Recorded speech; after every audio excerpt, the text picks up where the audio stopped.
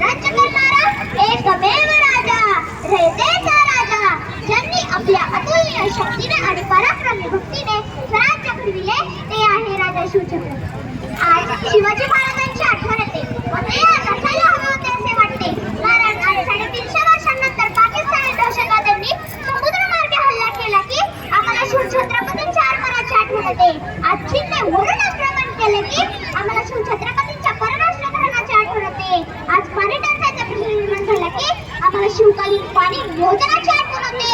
आज शेतकऱ्यांचा प्रश्न निर्माण झाला की आम्हाला शिवछत्रपतींची आठवण होते. विद्या प्रगत झाले तरी आम्हाला शिवछत्रपतींची आठवण होईल यापेक्षा आणखी महत्व काय वेगळे सांगावे. आज प्रत्येकाला वाटते की शिवाजी महाराज असायला हवे होते, पण मी तर म्हणेन शिवाजी महाराज जन्मायला नाही तर घडायला हवे व त्या अगोदर मासाची जाऊ जन्मायला हवे.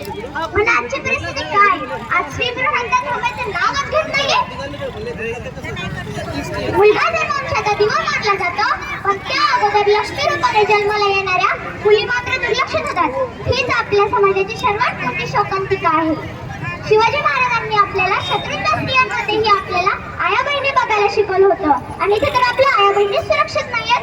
महासाहेब जिजाऊंनी सांगितले होते, शिवबा, स्त्री ही आपल्या देवघरातील देवता, तिचे स्थान श्रेष्ठ असेल मग तिच्याकडे वाकड्या नजरेने बघणारे डोळे हे शाबूत ठेवू नका. आणि त्याचप्रमाणे शिवाजी महाराजांनी स्वराज्याचे रक्षण केले.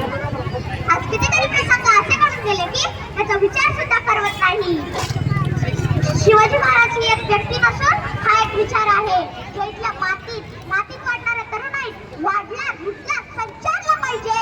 शेवटी एवढेच म्हणेल, शिवाजी राजा साहेबच होऊन गेला, इतिहासाच्या पानामध्ये नाव आपले करून गेला, नाव आपले करून गेला. छत्रपती शिवाजी महाराज की जय.